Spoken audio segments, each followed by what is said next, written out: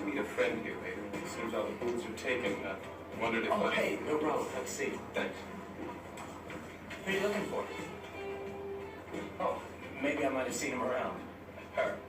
Well, that just raised your odds of me knowing exactly who this person is.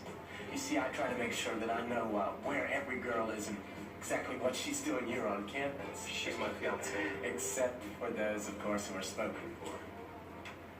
It's not like Courtney to hang out in a place like this. Did you say her name's Courtney? Yes. Courtney Carpenter. But I don't think you know her.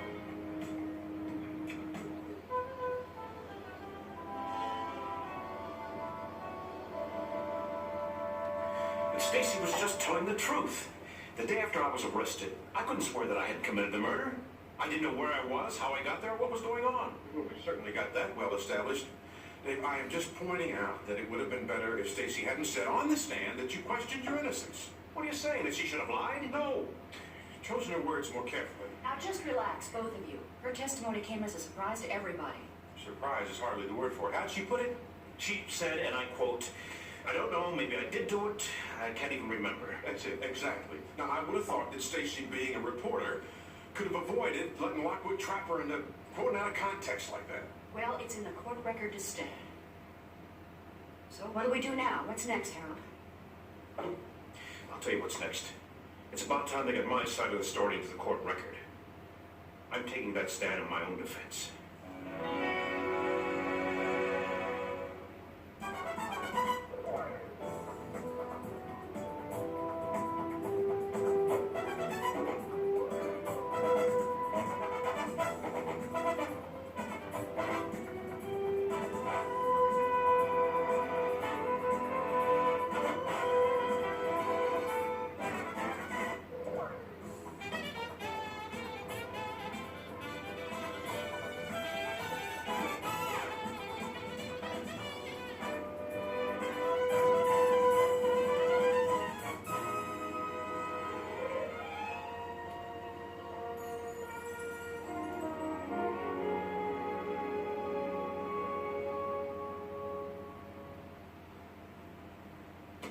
You gonna make your own defense?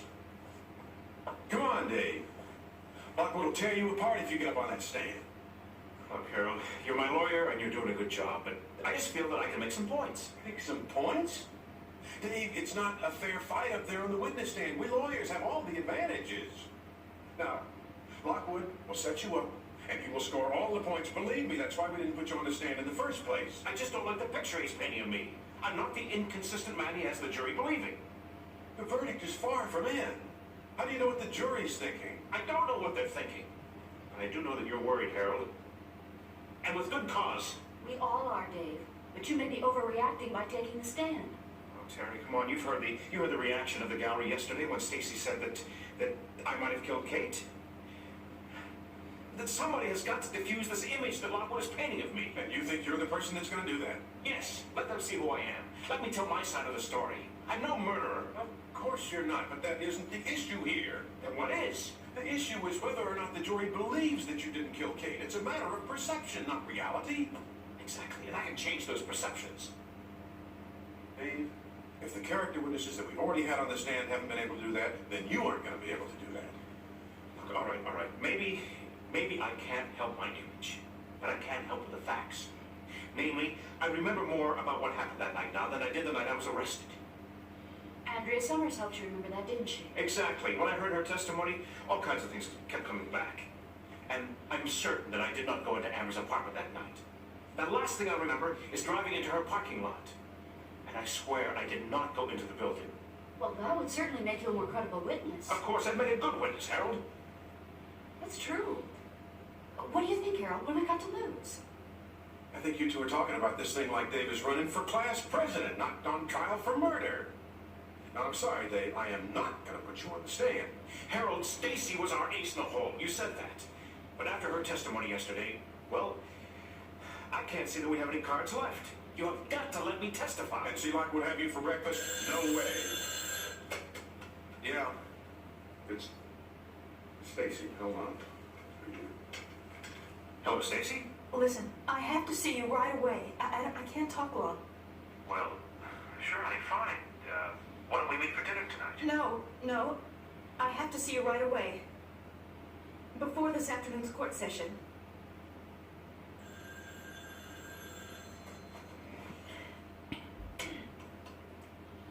Hello? Nancy? Yes, who's this? It's Doug. Doug Hughes. Doug Hughes. Why are you calling me? Nancy, stay where you are, okay? I'm coming right over. I need to talk to you about a few things. No, well, wait a minute, Doug. I want to...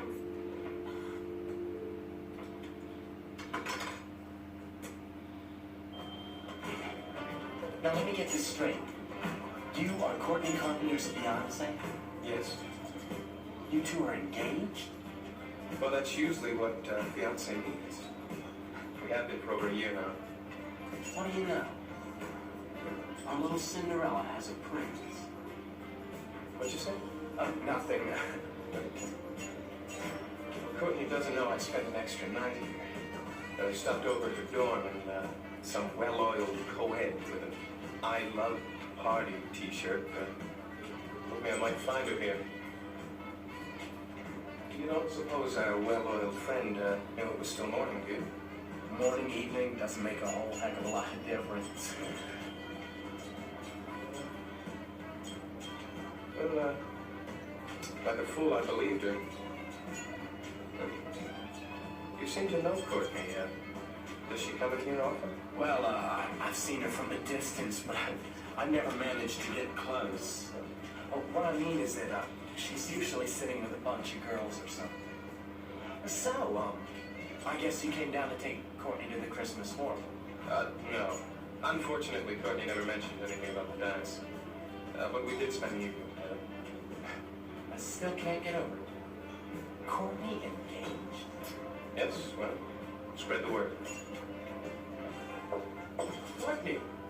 I was beginning to think once on the phone. Hi, Gary. Hi, Courtney. I was just talking to your fiance. Yeah, so I see. Gary, my, friend didn't show up with my biology notes. No. Oh, no, but your friend should be here any moment. Oh, Well, tell her to drop the notes off at Courtney's dorm room. We're going to get going. yeah, that's a good idea. We could go down by Mirror Lake. I'd like to go someplace quiet. This place is Greenbrier.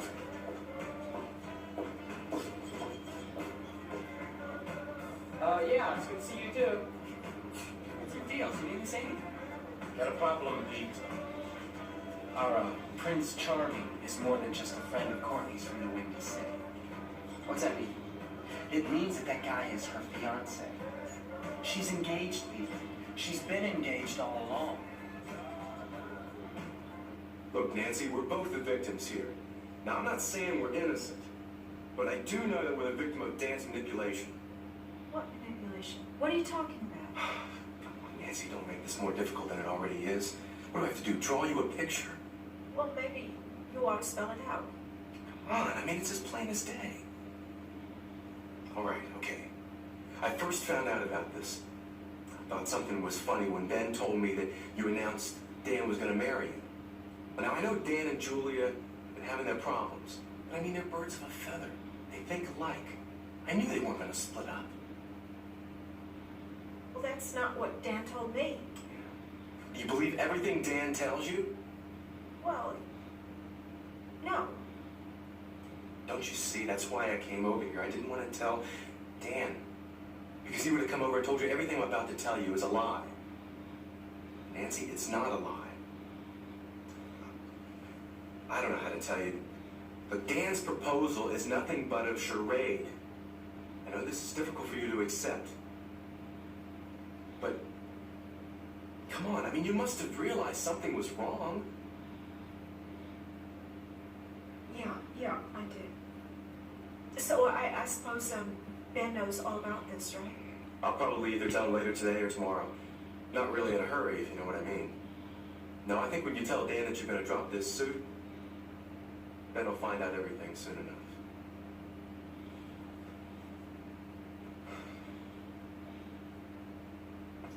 That is, assuming that I do drop this suit.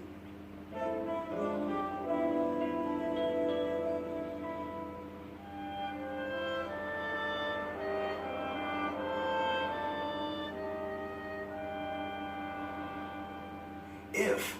What do you mean, if? You gonna let Dan get away with this? It's not Dan that I'm thinking of. It's me. Exactly. He has played you for a fool. Don't you understand? I just can't go out and get another lawyer just like this. Another lawyer? Yes. If you think that the only reason that I've had Dan around all this time is because of the relationship, well, then you're wrong. And as a matter of fact, as soon as I confront him with this situation, maybe our romance will be over. But I still have to continue with this lawsuit. What? What are you, living in a fantasy land? When the Bar Association finds out about Dan's little scheme, he's gonna be out on his ear. The only practicing he's gonna be doing is with his backhand. And while we're on the subject, how can you possibly still want to prosecute Ben? Well, because from what Dan told me, he could have killed me. You wouldn't even be here if it wasn't for Ben. Yes, but Dan told me that... Look, I don't care what Dan told you. He lies. He lied about divorcing Julia and marrying you. He's lied about this case. Look, Doug, I think you want to just leave, okay? Yeah, sure. You know something? Ben is actually trying to forgive you.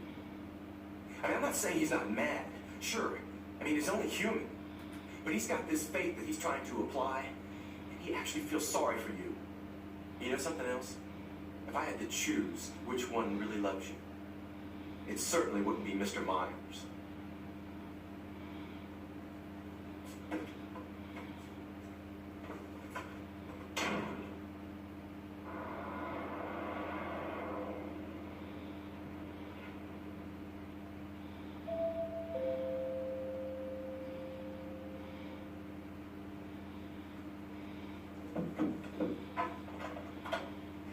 Stacy. Well, it's getting pretty cold lately. Yeah, I sort of like it. The cold air feels good. Yes, I guess it does. Won't be too long till we all get tired of it, though. Stacy, I know you didn't call me over to talk about the weather. No, I didn't. What's the trouble?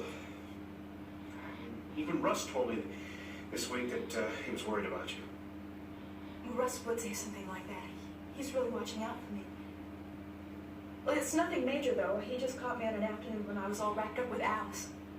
What? Oh, it's Alice in Wonderland. I'm rereading it. That book has the most wonderful effect on me, the way it makes fantasy so real. Stacy, about the trial, I'm going to take the stand today. It's because of me, isn't it? Because of what I said yesterday. To some degree, but I've been wanting to. I ruined your defense, didn't Stacy, I understand the pressure you were under up there. I? Dad, don't forgive me. I don't deserve it. Don't say that. You were under oath. You had to tell the The truth. truth! The truth is that you didn't kill Mom, and what came out of my mouth isn't going to help convince anyone of that.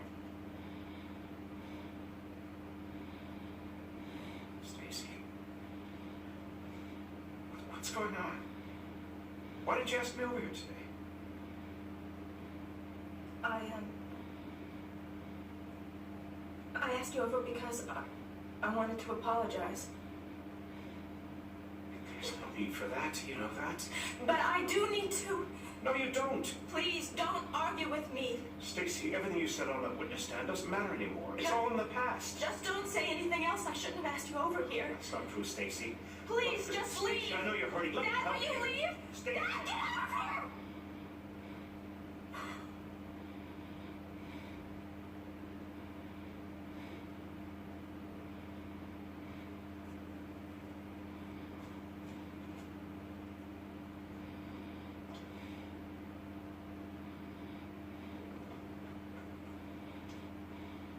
Oh my God. Oh. This coffee tastes like it was made last Tuesday. Can you give me another cup, please? Yes, sir. I'm sorry. Miss? Things are really provincial around here, aren't they? Quaint would be a nicer term. Quaint. Yes. Did you talk to your father? Of course. I mean, that is why you stayed an extra night, isn't it? to cajole him into convincing me that we were meant for each other. You know, sometimes you floor me, Courtney. The way your little mind works. I stayed an extra night to spend time with you. And sometimes you floor me, Vaughn, with the way your mind fails to work at all. What's that supposed to mean? It means that you didn't need to send a contingent down here from Lake Forest to check on my social life. I did no such thing. Well, it doesn't matter. Nothing happened when I talked to Dad. Nothing was resolved. I know he likes you. He didn't have to fly down from Chicago to tell me that. I don't know where you get this idea that we're all chasing you. Well, now, what am I supposed to think?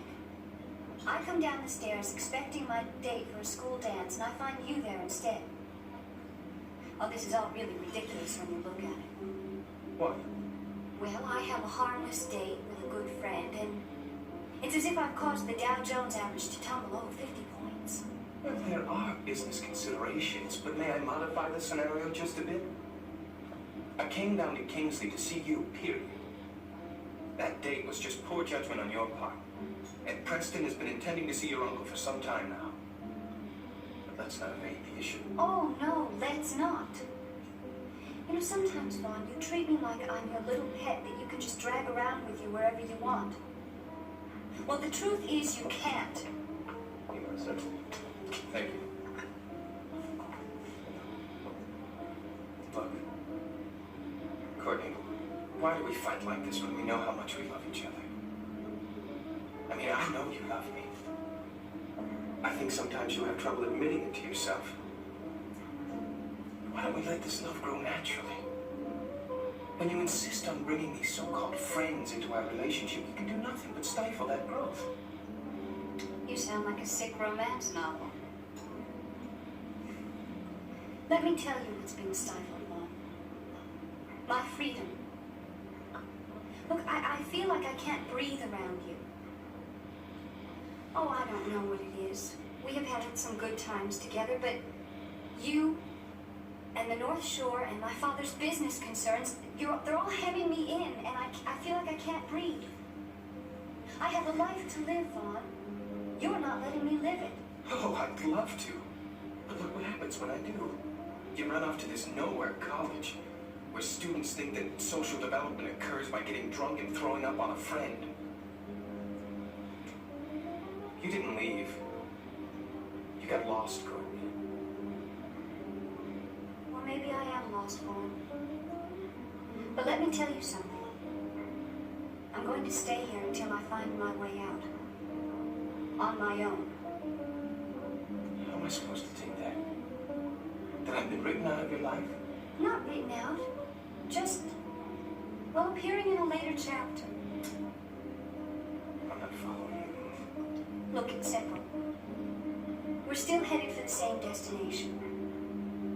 I'm just taking a detour for a while. I'm not asking you to get out of my life completely. Just please don't put me in a box. I need my freedom. And what am I supposed to do while you're finding yourself in this plebeian maze? I don't know. But Vaughn, if you love me, you'll give me that freedom. So that you'll be free enough to come back to me on your own.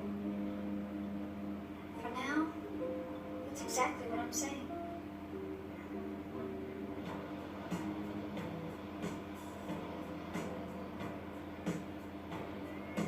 I don't care if she's with me. Something's not right.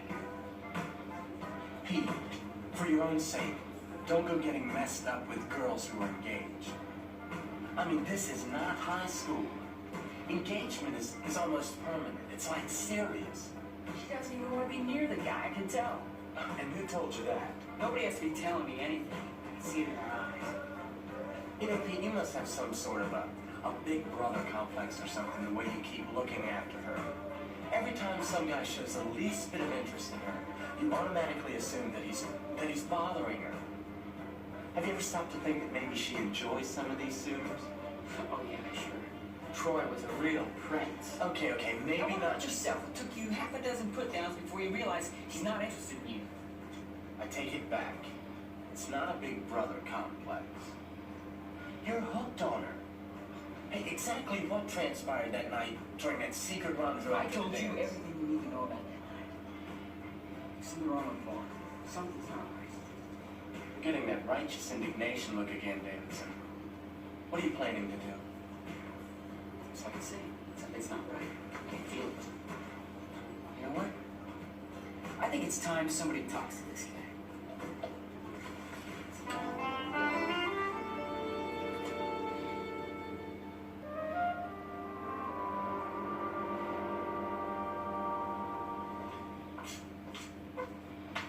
I'm worried, Terry. I've never seen Stacy this way before. Didn't you tell her you didn't hold it against her for what she said yesterday? Yes, but that seemed to make her even more upset. I don't know, Stacy has never acted this way before. Something else has got to be bothering her. Dave, naturally, this isn't the easiest time for her. Yes, I know, but invite me over to her house, then practically kick me out the door.